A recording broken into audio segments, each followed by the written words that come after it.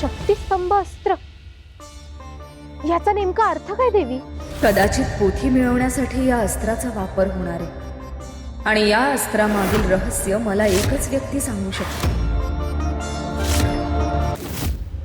अगं आत्ताच तरी आपलं समद पीठ संपत आलं होतं.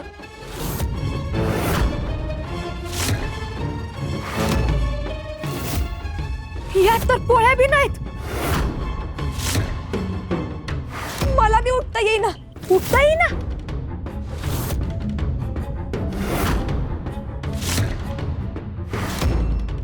आपण उठू शकत नाही. करा, करतच बसा पोळ्या. आज तुमचा स्वयंपाक कधीच संपणार नाही. अहो मालक, पण त्यांना आपण काय काम सांगायचं?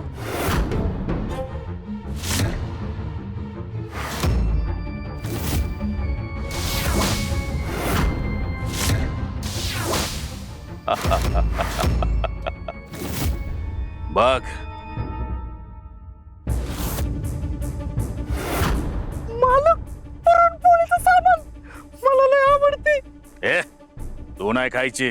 हे सामान घे आणि त्या बायकांना पुरणपोळी करायला लाव. अहो मालक, एवढ्याशा सामानात 5 ते 7च पोळ्या होतील आणि काम बी लवकर संपल. मग अरे खोळायस का तू? खरी गंमत त्यानंतर सुरू होणार. यातलं पीठ आणि पुराण त्यांनी किती बी वापरू दे, ते परत जसं होईल तसंच भरून येईल. आणि त्यांनी किती बी पोळ्या बनवू दे, पण एका क्षणात त्या समद्या पोळ्या अदृश्य होत्याल. म्हणजे काम बी संपणार नाही, बरोबर? कधीच नाही. करत बसत्याल, पण शेवटची पोळी कधीच भाजल्या जाणार नाही. आणि अजून एक, जोवर हे काम पुरं होणार नाही तोवर त्या जागेवरनं उठता बी येणार नाही.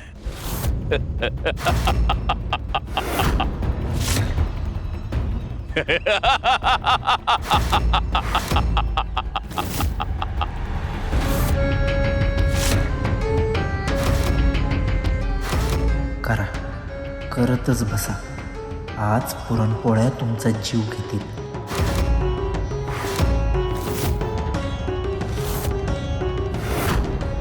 काय होतंय? वाय उठताच येईना. अगं यो समजा कसला प्रकार आहे?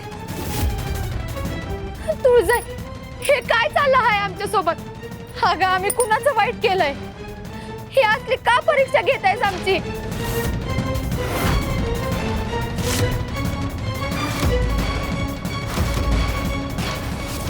आजवर आम्ही तुळजाला अनेकदा सावध केले आहे, संकटाची चाहूल दिली आहे, परंतु यावेळी ते पुरेसे ठरणार नाही. धोका नेमका कुठून येतो आहे त्याची दिशा आम्हाला त्यांना स्पष्ट सांगावी लागेल. तर सावध राहण्याची सूचना देऊन उपयोग नाही. त्यांना यावेळी संपूर्ण सत्य कळायलाच हवे. झाल्या का पुरणपोळ्या?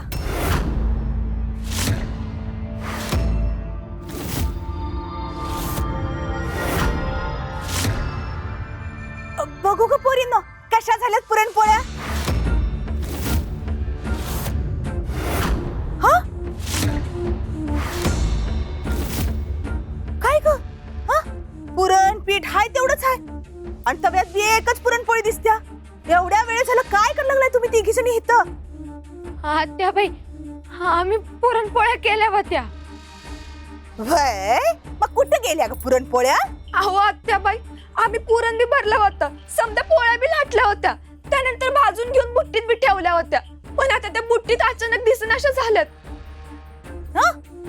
व्हय, आता हे पीठ पुरण जेवढं आधी होता तेवढंच परत झालं.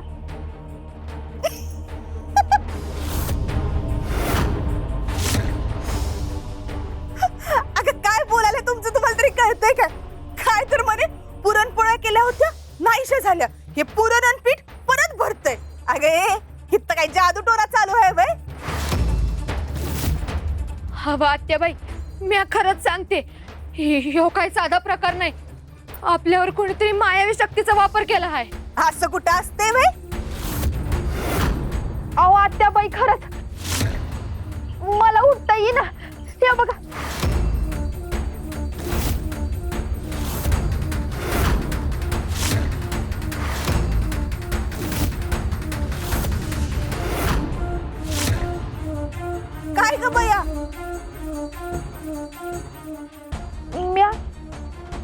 उभी कशी राहिले? वाघ बया, हा आत्ता तर म्हणत होतीस मला उठता येईना, आणि बघा कशी माझ्या समोर धडधाकट उभी राहिलीस की.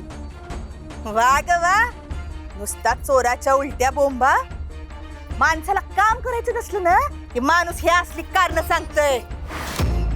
अहो पण आत्याबाई, हे ग, एक काम सांगितलेलं तुम्हाला ते बी धड झालं नाही. काय तर म्हणे जादू टोनात झाला, मायावी शक्ती चालली. अगं उद्या म्हणाल तुमची ती तुळजाई आली आणि समद्या पुरणपोळ्या घेऊन गेली. हवा आत्याबाई, हवा, मी खोटं बोलत नाही हो. काय म्हणू मग मी? तुम्हाला माझं काम करायचं नाही, तुम्हाला माझं काय ऐकायचं नाही. अगं माझ्या इच्छेला काही किंमत आहे का नाही?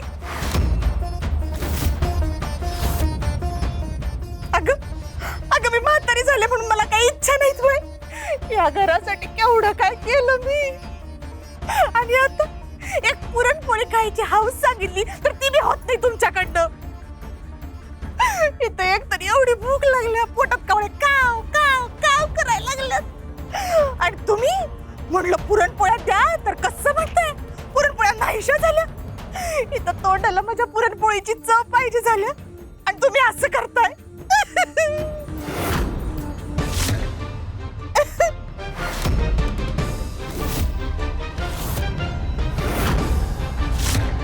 ठीक आहे, माझंच नशीब फुटकं म्हणायचं. पण एक सांगते, जोपर्यंत ह्या पुरणपोळ्या होत नाहीत तोपर्यंत कुणी बी जागेवर न उठायचं नाही. कळलं? बस खाली. अहो आत्याबाई, आम्ही खरंच समद्या पोळ्या केल्या होत्या, आणि ते करून आमची पाठ बी दुखायला लागली. दुखू दे, हं? हात दुखू दे, पाठ दुखू दे, ते मला सांगायचं नाही. माझी इच्छा पूर्ण झालीच पाहिजे. बस खाली. अगं बस, घे ते पीठ, भर पुरण. उषा, व्यवस्थित लाटून घे, आणि सकू छान भाजून घ्यायची, एकदम खरपूस. होय. चला लागा, कामाला लागा. आणि हे बघा, एक जरी पुरणपोळी कमी झाली तर म्या म्हणणार तुम्हीच लपविली. माझी इच्छा पूर्ण झाल्याशिवाय कुणाला बी थारा नाही. लागा कामाला.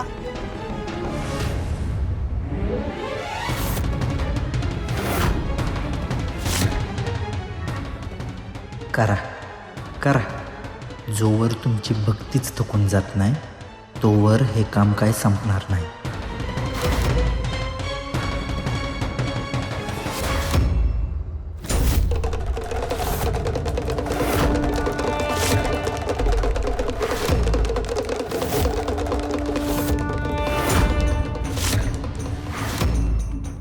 क्षमा कर, पण आता आम्हाला हे करावंच लागेल.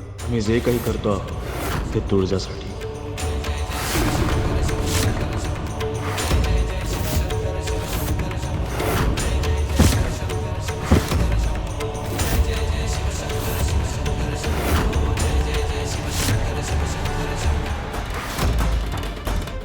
हे परत कसं आलं? पुन्हा तेवढंच पीठ?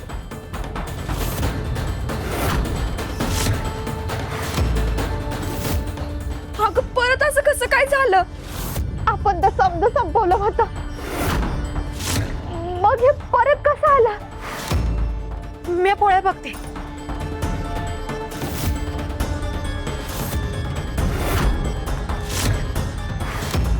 पुरणपोळ्या परत नाहीशा झाल्या. अगं हे समज काय चाललंय? मला काय बी कळना झालंय बघ.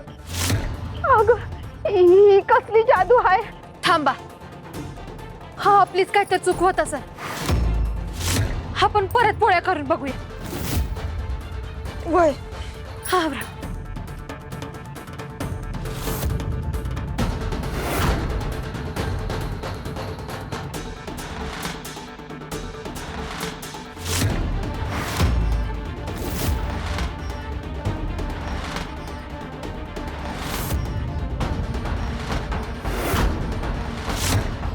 आता बस, आता माझ्या जरा बी ताकद उरलेली नाही हे समजा परत करायची.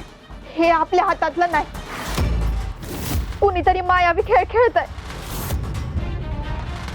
आई तुळजाई, तुझ्याशिवाय आमचं कुणी नाही ग.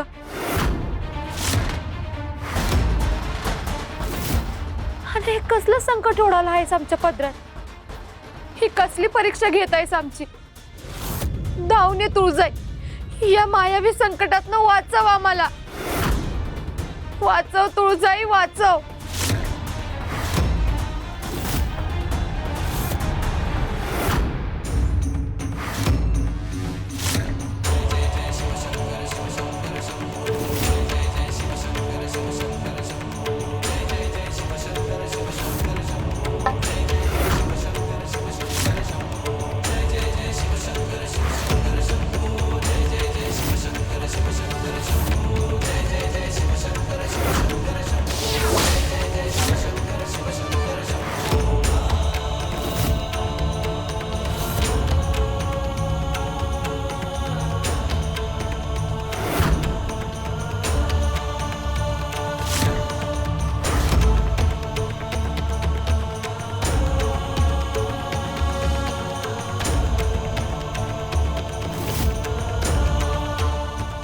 देवी, या संदेशामागचं सत्य तुम्हाला समजेल आणि तुम्ही या माहितीचा योग्य वेळी योग्य उपयोग कराल अशी आमची आशा आहे.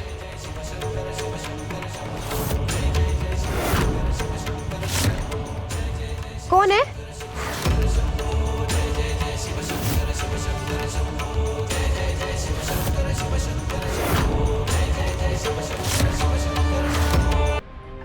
नमस्कार. काय र? इथं काय करतो या? म्या ते ते देवींचं दर्शन घ्यायला आलो होतो. दर्शन? होय. अरे तुळजा इथं नाही, ती तिच्या दालनात आहे. चल मी तुला घेऊन चलते. चल. होय. नग नग. अरे तुळजालाच भेटायला आला होतास ना? नाही आलो तर होतो, पर ते म्हणजे उगाच नग ना, त्यांच्या येळेत अडथळा उगाच निर्माण व्हायला. अरे आता तुझ्यामुळे कसला अडथळा येणार आहे तिला? नाही, तसं नाही, पर काही काम होतं का? नाही काम असं नव्हतं, पर म्या येतो. होय. अरे म्हणजे पुढच्या वेळेला देवीला भेटतो. होय येतो. अरे थांब की. येतो. अरे यो असला कसला भक्त, दर्शनाला आला आणि दर्शनाला चल म्हटल्यावर पळून गेला.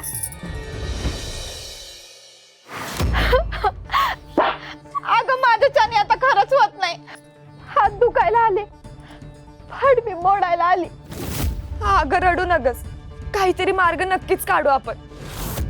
अगं पण किती वेळ करायचं हेच? पोळ्या करायच्या, त्यांना हिशोब होतात आणि परत तेवढंच पीठ येतं. मला बी काय बी कळना की हे समजा काय चालू आहे. आपण तिघी एकत्र आहोत, काहीतरी मार्ग काढू. अगं पण हे कधी संपणार ग? अगं तुळजाई आपल्याला ह्या समजातनं नक्कीच बाहेर काढेल बघ.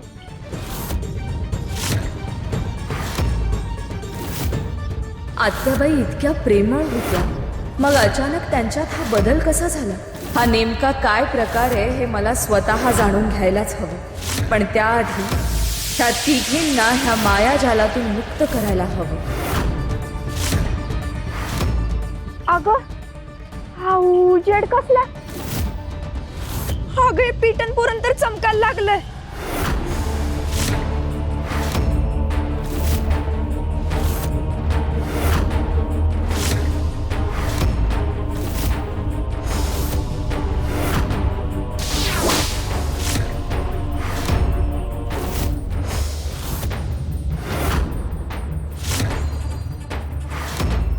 अगं हे काय? पीठन पुरण नाहीच झालं. अगं इथला गोळा बी गायब आहे. अगं इथली पोळी बी गायब आहे.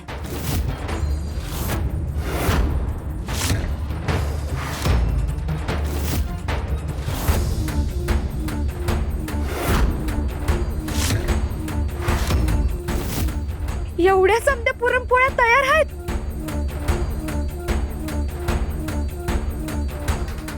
आणि मला उठता बी येत आहे.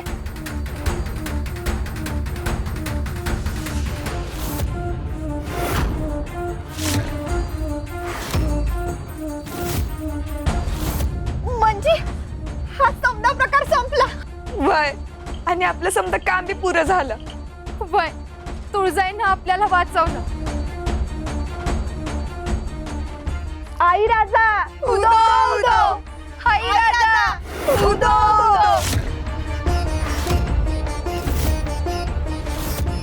का उभ्या का तुम्ही हा? आणि पुरणपोळ्या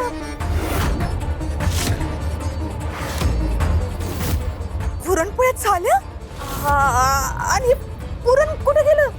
अहो पोळ्या झाला तर पीठ संपणारच की. वय आत्याबाई तुमच्या मनासारख्या पोळ्या झाल्या अगदी खुसखुशीत. आम्ही हातपाय धुवून येतो आणि समजांना पानं वाढायला घेतो. आम्हाला बी लई भूक लागली. चला.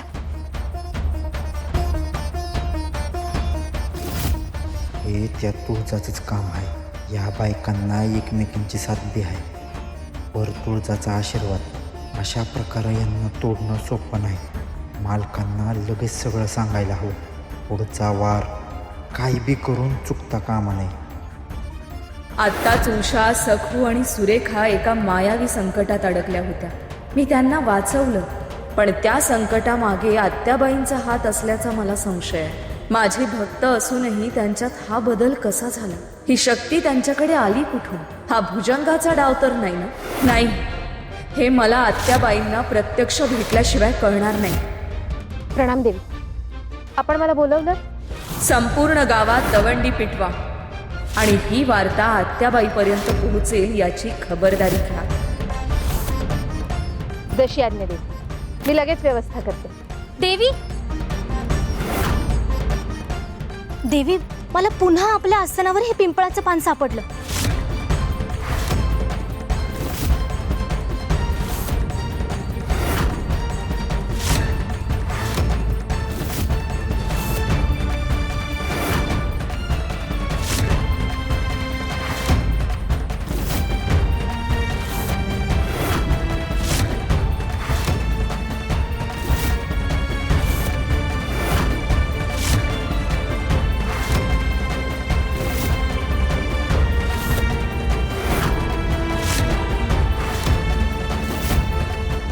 शक्तिस्तंभ अस्त्र याचा नेमका अर्थ काय देवी?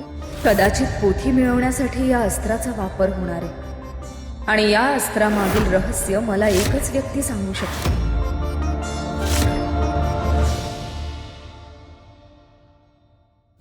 देवी, आपला डाव जसा ठरलाय तसंच घडत चाललंय. चेलप्पा आत्याबाई बनून त्यांच्या घरात घुसलाय. पर एक अडचण आहे. कोणती? त्या बायका एकमेकांच्या साथ सोडतच नाहीत. एकीवर संकट आलं की दुसरी लगेच धावून येते. त्यात ती वरून तुळजा हायच, सारखी यांच्या मदतीला उभी असते. म्हणूनच तुझे सगळे प्रयत्न अपयशी ठरत आहेत. तू त्यांना एकत्र असतानाच हरवण्याचा प्रयत्न करतोयस. त्यांच्या शक्तीचा आधारच त्यांची एकजूट आहे. पहिल्यांदा त्यांच्या पतींनी त्यांना साथ दिली, दुसऱ्यांदा त्यांनी एकमेकींना आधार दिला. तुला जर त्यांची शक्ती मोडायची असेल तर सर्वप्रथम त्यांची एकी मोडावी लागेल. म्हणजे देवी? एकाच वेळी सगळ्यांवर वार करू नकोस. एकेकाला वेगळं कर, एकेकाला लक्ष्य कर. त्यांच्या मनात भीती निर्माण कर, त्याचा आत्मविश्वास मोड आणि मग त्याला एकटं पाड. एक व्यक्ती तुटली की तिच्या मागची एकजूट आपोआप कमकुवत होईल. देवी, कल्पना वाईट नाही, पर एक गोष्ट हाय. तुळजा? होय, आपण यांना किती बी तोडलं तरी बी ती तुळजा मध्ये आली की समजा आपल्या हातातनं निसटणार. तिची ही चिंता आता करू नकोस. पर देवी, असुरांनी तुळजावर आक्रमण करण्याची तयारी सुरू केली आहे आणि त्यानंतर तिची शक्ती क्षीण होईल. तिने स्वीकारलेलं ते चातुर्मासाचं दायित्व तिच्यासाठीच ओझं ठरेल. ती भक्तांचं रक्षण करण्यासाठी धावेल, परंतु त्याच वेळी तिच्या स्वतःच्या शक्तीचा क्षय होत राहील आणि आपण त्याच संधीचा उपयोग करू. म्हणजे तुळजा आपल्याला अडवायला येणार, पर तिच्याकडे तेवढी शक्तीच नाही उरणार. अगदी तसंच. ती तिच्या भक्तांच्या संकटात गुंतलेली असेल आणि तू एक एक करून त्यांच्या मनावर आघात करत राहा. आता खरा डाव रंगणार. ती तुळजा तिच्या भक्तांना वाचवण्यासाठी धावपळ करू दे. म्या इकडे एकेकाला पकडून त्यांची भक्तीच मोडतो. परंतु तू सुरुवात कोणापासून करणार आहेस? देवी, पहिला वार कुणावर करायचा हे म्या आधीच ठरवलंय. मग आता वेळ न दवडता सुरुवात कर.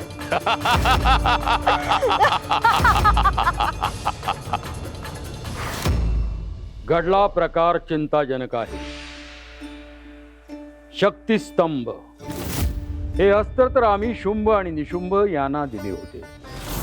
शुंभ आणि निशुंभ यांनी आम्हाला प्रसन्न करण्यासाठी 10,000 वर्षे तप केले होते. त्यांना अमरत्व हवे होते आणि आम्ही त्यांना ते देऊ शकत नव्हतो. मग त्यांनी त्या बदल्यात आमच्याकडे असे वरदान मागितले की त्यांना कोणताही मनुष्य, गंधर्व वा देव यांच्या हातून मृत्यू येऊ नये. त्यांचे त्यांच्या बहिणींवर नितांत प्रेम होते. त्यांच्या संरक्षणासाठी त्यांनी आमच्याकडून काही अस्त्र घेतली आणि त्यात हे अस्त्र देखील होतं. तुझ्या सांगण्यावरून हे लक्षात येते आहे की हे अस्त्र शुंभापर्यंत पोहोचलेले आहे आणि शुंभा ही महिषासुराची पत्नी. म्हणजे या मागे निश्चितच महिषासुरच आहे. तुळजा, हे अस्त्र साधे नाही. याचा वार झाला की कोणाचीही शक्ती काही काळासाठी बद्ध होते आणि कोणताही देव वा मनुष्य यातून सुटू शकत नाही. तू सध्या मानवी शरीरात आहेस आणि या अस्त्राचा परिणाम तुझ्यावर खोलवर होऊ शकतो. तुझी शक्ती क्षीण होईल. त्यामुळे तुला आधी स्वतःचे रक्षण करावे लागेल. मग चातुर्मासाच्या पोथीचं काय?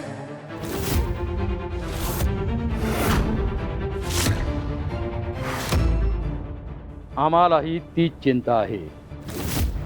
या पोथीचे रक्षण करण्यासाठी श्री विष्णू नाही, महादेवही नाही आणि तूच जर शक्तिहीन झालीस तर ही पोथी कोण वाचवणार? आणि आता पोथीपेक्षा तू सुरक्षित राहणं हे अत्यंत महत्त्वाचं आहे. तेव्हा या अस्त्राचा प्रभाव निष्प्रभ कसा करता येईल याचा विचार कर. शक्तिस्तंभ अस्त्र? जर माझी शक्तीच त्यांचं लक्ष असेल तर त्यांची शक्ती माझ्यावर पोहोचण्याआधीच मला त्याचा मार्ग शोधावा लागेल.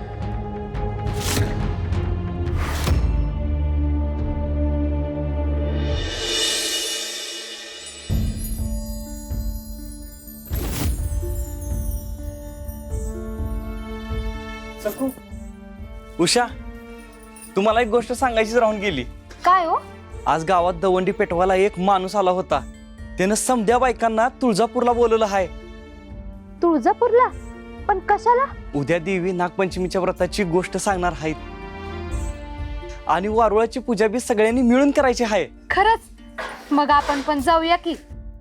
वय, आणि मला बी तुळजाईची भेट घ्यायचीच होती. म्या बी आपल्या प्रवासाची तयारी आधीच करून ठेवली आहे. उद्या सकाळी लवकर बैलगाडीने निघूया. ठीक आहे.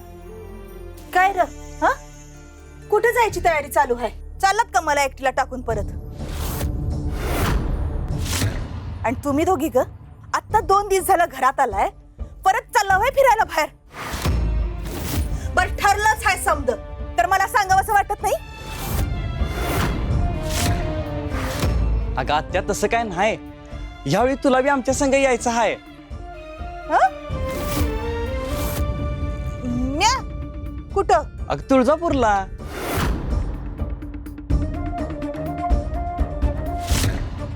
म्या त्या तुळजाच्या समोर जाणार. मागच्या वेळी तिच्या समोर गेलो होतो तेव्हा माझी पुरती फजिती झाली होती.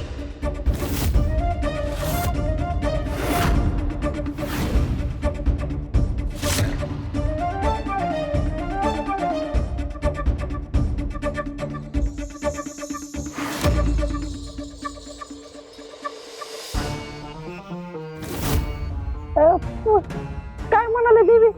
एक बुद्धी ऐकू आला नाही. आता पुन्हा तिच्या समोर गेलो तर काय होईल? अगं आत्या येतेस ना? नाही नाही ना ग, म्या काय म्हणते, तुम्ही समधी जण जाऊन या. हा आणि मी तिथे येऊन काय करणार? काय करणार म्हणजे तुळजायचं दर्शन करायचं. अनात्याबाई, तुम्ही आमच्या सोबत आला की आम्हाला बी बरं वाटेल. चला की. आणि एवढ्या लांबचा प्रवास आहे, घरात एकटी काय करणार?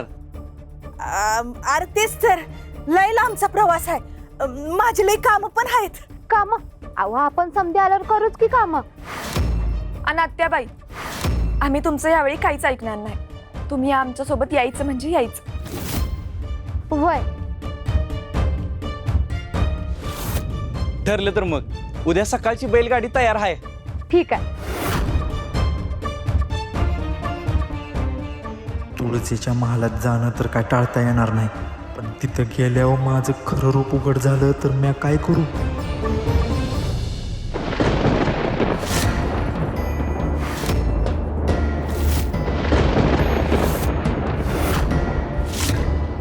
शक्तिस्तंभ या अस्त्राचा परिणाम तुझ्यावर खोलवर होऊ शकतो. तुझी शक्ती क्षीण होईल. पोथीचे रक्षण करण्यासाठी श्री विष्णू नाही, महादेवही नाही, आणि तूच जर शक्तिहीन झालीस तर ही पोथी कोण वाचवणार? तू सुरक्षित राहणं हे अत्यंत महत्वाचं आहे. तेव्हा या अस्त्राचा प्रभाव निष्प्रभ कसा करता येईल याचा विचार कर.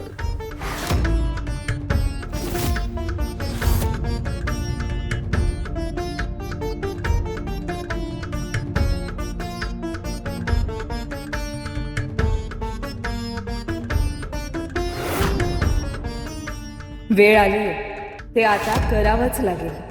आणि त्यासाठी मला काही काळासाठी इथून दूर जावं लागणार आहे. देवी, देवी इथे नाहीयेत. गेल्या कुठे देवी? देवी, काकू, अहो तुम्ही देवींना कुठे पाहिलं का? नाही ग, मी आधी तिला सकाळपासून शोधत होते. रात्री तर इथंच होती ना. तुम्ही त्यांच्या दालनात पाहिलं? वय ग, पण तिथं बी कोणीच नाही. पद्मा, पद्मा, अगं मी संपूर्ण महाल पाहून आले, पण देवी कुठेच नाहीयेत.